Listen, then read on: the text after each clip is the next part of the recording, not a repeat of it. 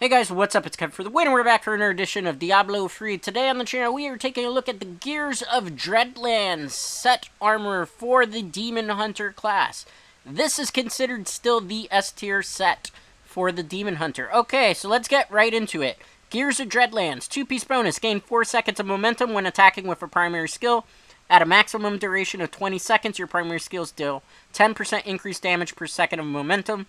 4-piece bonus, strafing against enemies will automatically shoot your last used primary skill and also give 60% damage reduction while, let me cue this right up, this is a mouthful to read guys, while strafing and for 5 seconds after while strafing. You gain 8% increased movement speed for each second of momentum. 6-piece bonus, your primary skills deal 15,000% increased damage. So, if you can't figure this out, this is a strafing set. This is what it excels at, and there's ways to kind of abuse it in a way with Hungering Arrow, the skill. Alright, we're also going to be using Hunter's Wrath. Your primary skills attack 30% faster and deal 170% increased damage. We're going to be using Dawn to reduce the cooldown of Vengeance. We're also going to be using Valhalla's Request to increase the damage of Strafe. Wraps of Clarity we're going to be using, as well as Squirt's Necklace. Squirt's Necklace is pretty decent of a skill. We do more damage, basically, but if we get hit, we take more damage, so it's kind of a 50-50 toss-up, but with the Gears of Dreadlands set, it's not that bad. Alright, so as you can see here, we're not using Captain Crimson. We're also going to be using Focus and Restraint for the rings, and now to the skills. Primary, Hungering Arrow, Devouring Arrow. This is absolutely necessary on this build. Fan of Knives, Bladed Armor, so that way we can gain additional armor. Shadow Power, Gloom, you're not going to use it way too much here. Companion, Wolf Companion, that's very important. And Vengeance, Darkheart Vengeance is super vital to this build. Strafe, Drifting Shadow, that way you can move around faster. And trust me, this is a spin to win set. Passives, Numbing Traps, Call of the Weak, Ambush, and last but not least, Archery. Alright, in the Knights Cube, you want the 9th Series Satchel. That way you can power up your Hungering Arrows by 600%.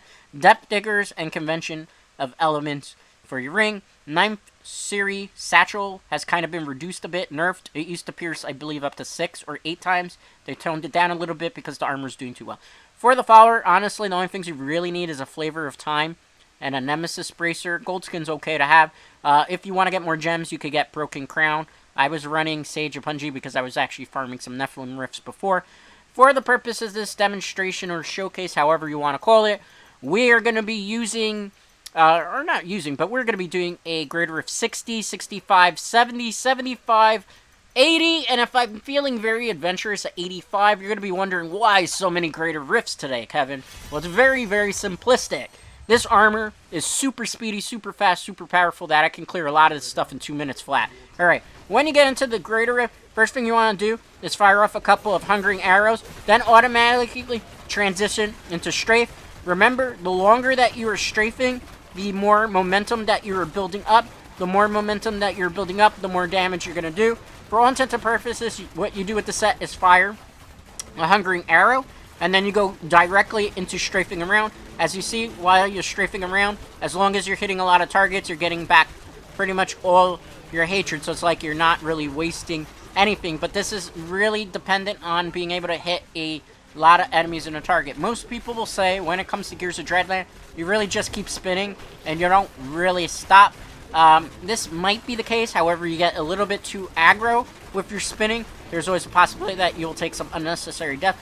So sometimes you actually do have to stop spinning. Another thing is, if there's not really any enemies on the screen, continuing to spin is going to burn through a lot of hatred, which is kind of a big no-no, because if you burn through all your hatred, then you're basically going to get squashed with the Demon Hunter, because the Demon Hunter is a generally squishy type of class, kind of squishy like the Necromancer. Again, the rotation is going to be very simple. You go back to going, oh, let me back away. Here is the case in point where if you get a little too aggro, if I just kept spinning into that, I would have died almost certainly from Squirt's Necklace.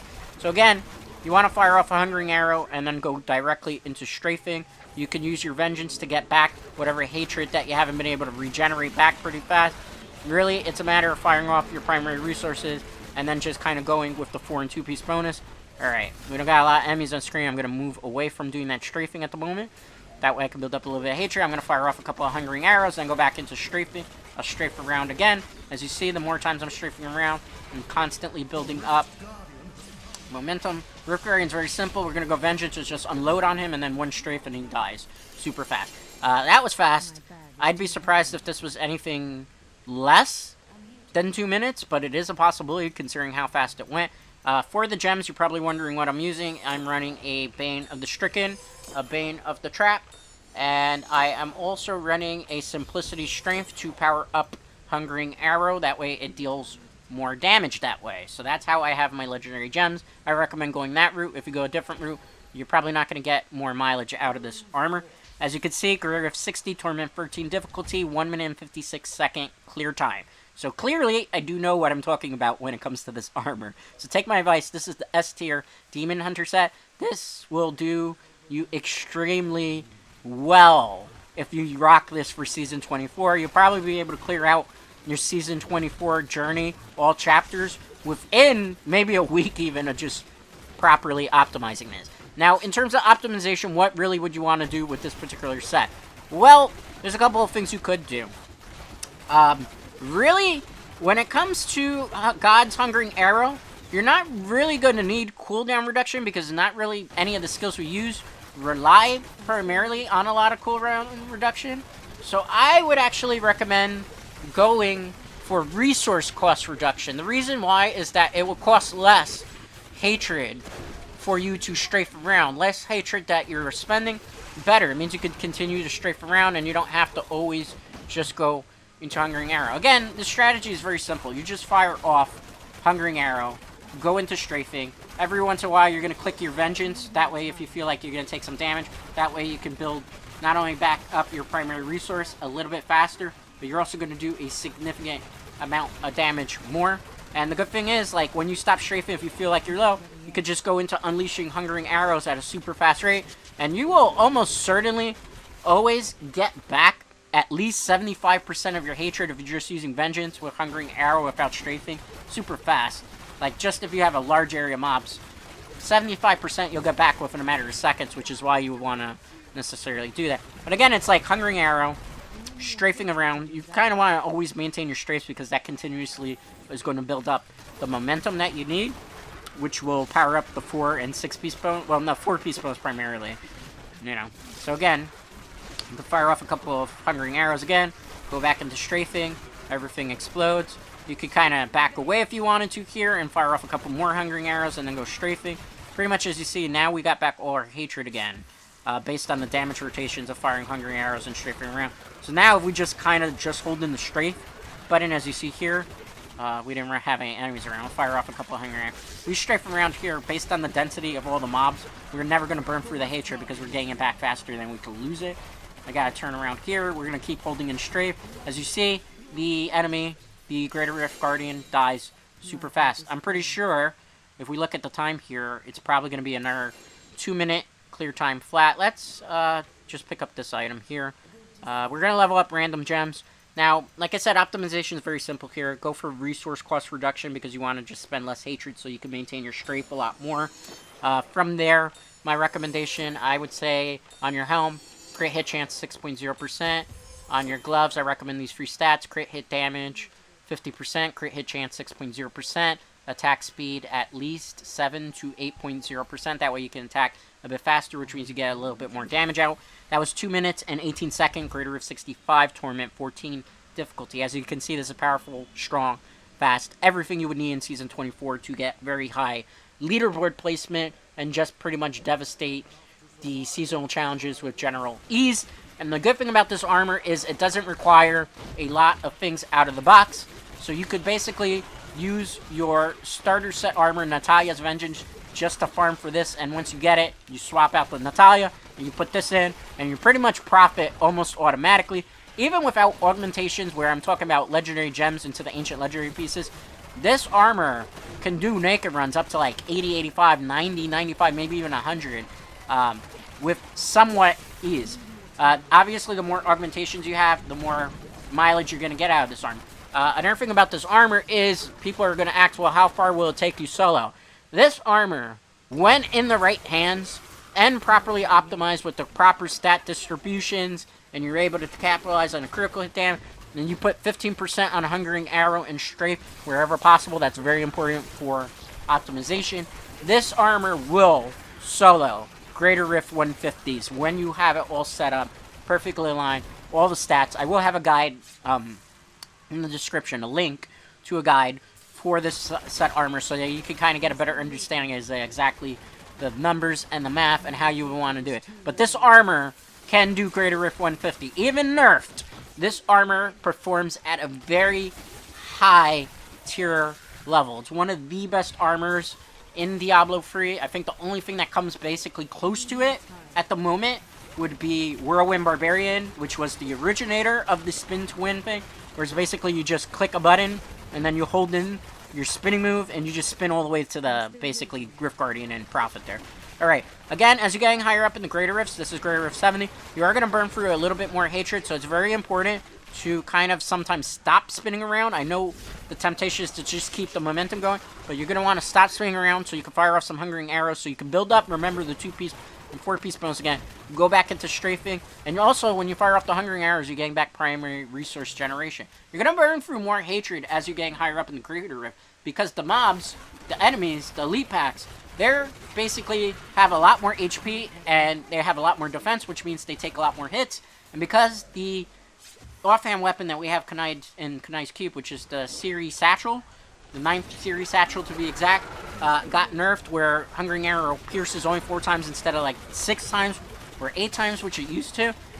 You know, you're not hitting as much with the Hungering Arrow and Strafe anymore. It's not bad, it just means that it's been more balanced to kind of shift the metagame a little bit. Again, here's where we have perfect momentum going, so we just have to constantly hold in the Strafe button. There's a lot of density, there's a lot of mobs here, so we can just keep hitting things, and we're not going to burn through any of that hatred. And look, on the side, you see convention of elements rotations coming through.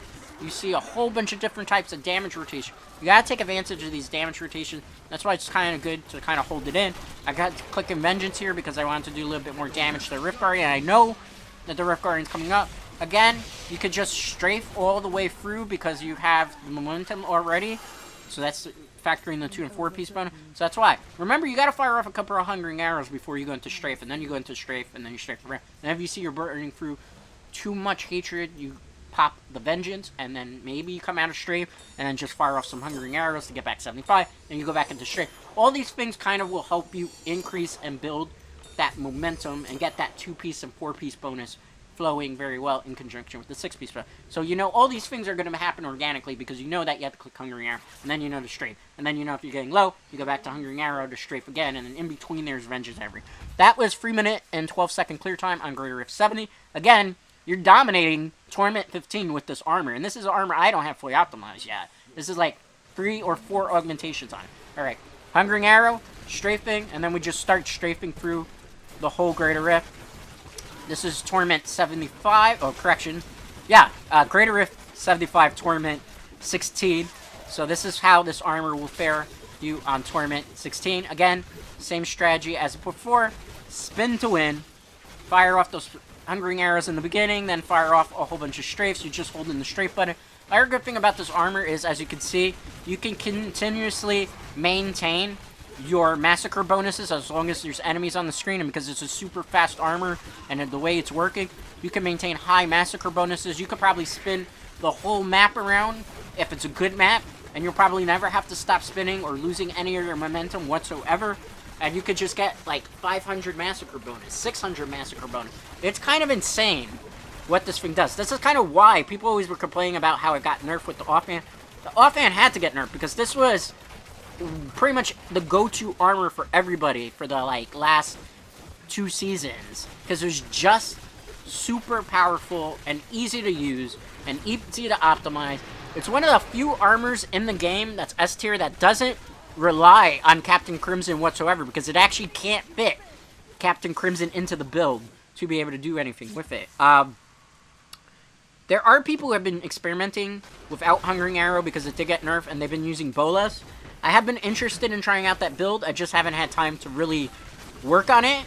On top of that, you know, I cover a lot of things on the channel, so sometimes I just like to get the most meta stuff out of the way first in a seasonal journey, because I know that's the type of content you guys want. You want the starter sets first, and then you want the S tier stuff, and then we talk about everything in between, so to speak. Alright, so again, we're maintaining our momentum here, so that way we're not really burning through the hatred. There's a lot of enemies on screen. Gears of Dreadlands does much better in terms of maintaining its hatred when you get higher up in the Greatest, because there's just so many enemies coming at you, and you're coming back at the enemies with full force.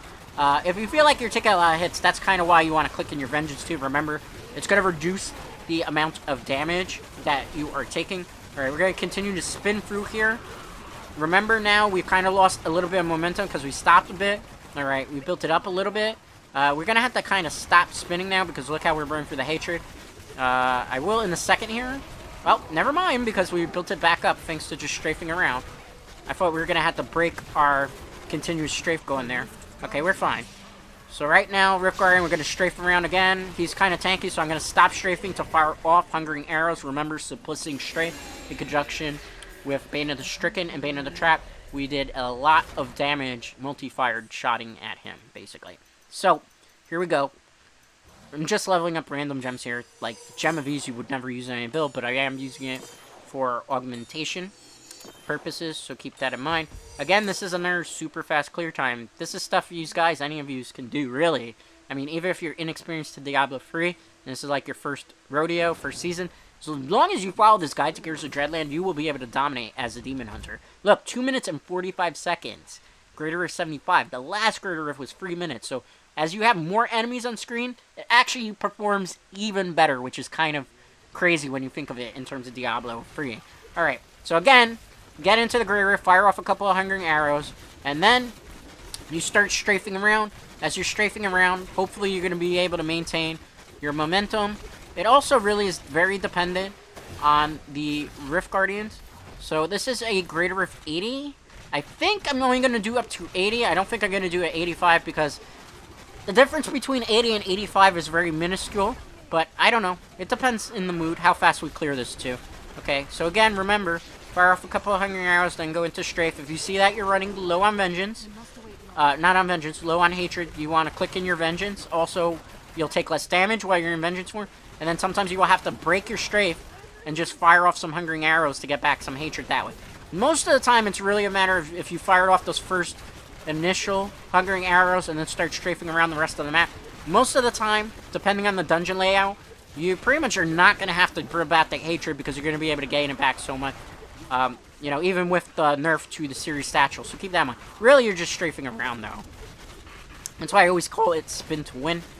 This is a situation where we could potentially take an unnecessary dub. I'm going to break Strafe to go Vengeance into a whole bunch of Hungering Arrow.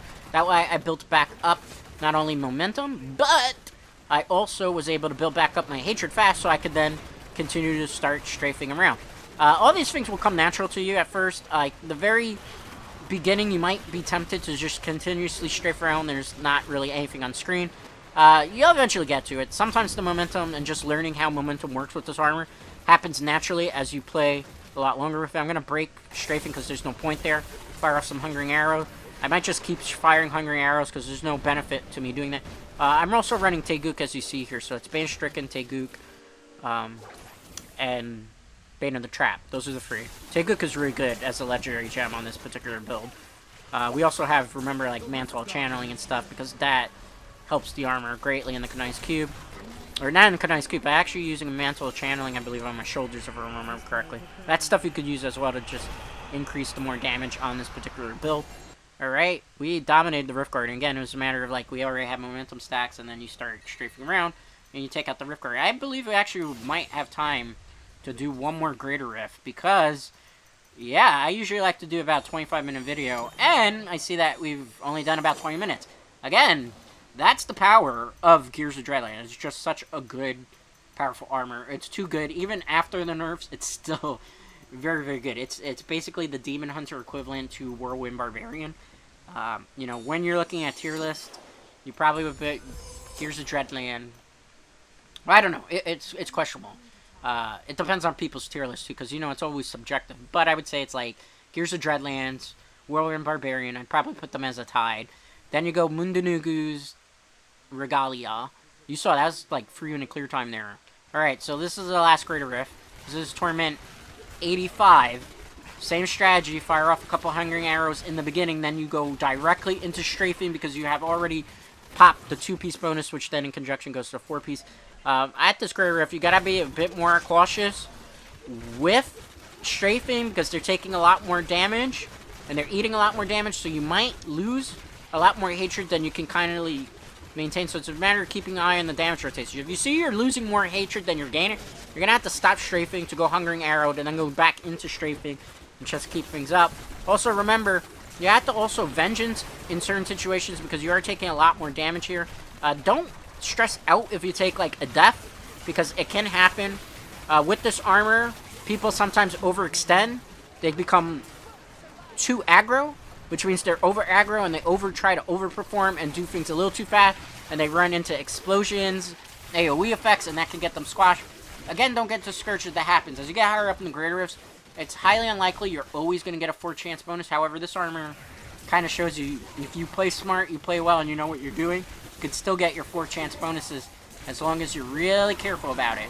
I have to be really careful because remember, I'm using Squirt's Necklace, so I'm kind of a glass cannon away. Alright, so I broke Strafe for a minute to fire off a couple of Hungry Arrows to go back into Strafe.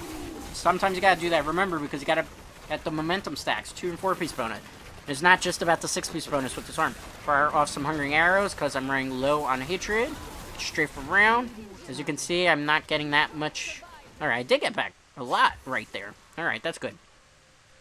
You get back a lot more than you think you're really gonna get sometimes with this armor. Alright, fired off Hungering Arrow. Alright, let's check this map. I get lost here sometimes too. This actually might affect the speed time a little bit, but that's actually my own human error. I have to actually swing back that way, towards the right. I kind of got a little too ahead of myself there, if I could swing that way and just go there. Alright, Vengeance, we're going to fire off Hungering Arrows first, then we go Strafe as you see. Now we're going to try to strafe around. We're going to break Strafe because we don't have a lot of H. Now we're just going to go Vengeance and fire off a lot of Hungering Arrows. We'll start strafing around a little bit to get some speed going. We'll break when we have to go back into firing Hungering Arrows. As you see, when you get a big Elite Pack area, you'll get back at least 75% hatred, which will allow you to then continue strafing around the vast majority of the map. We should be good here. I don't think we're going to have to break strafing anymore for the time being. Let's continue to strafe.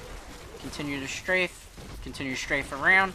Strafe around. We're still kind of good on hatred. Again, keep in mind, I'm gonna break hatred here, or break strafing to go Vengeance, Hungering Arrow. That way I get back a lot of my hatred. Now we'll go back into strafing again. That's kind of a waste of strafe there. Let's continue to fire off. Strafe, strafe, strafe, strafe. Do a lot of damage. Alright, let's go into this gate here. Alright, as you see, this is so easy to use. Anybody is going to be able to learn these strategies. As long as you're following my guide, following the Vice, following the similar playstyle, you should be able to dominate your Greater Rifts as a Demon Hunter in Season 24. So again, if you're playing Natalia's Vengeance, because that's your star set arm, the minute you start seeing the Gears of Dreadlands pieces drop, start investing in them, save them, and then switch to it, and then become basically this type of player, and you will almost guarantee to finish and complete your entire seasonal journey for Diablo III Season 24. It should take you, somebody who's grinding non-stop for 2 weeks, this will probably take you 2 weeks flat, if you're like going non-stop hardcore and you have that type of time on your hand. If you're not super hardcore, about a month.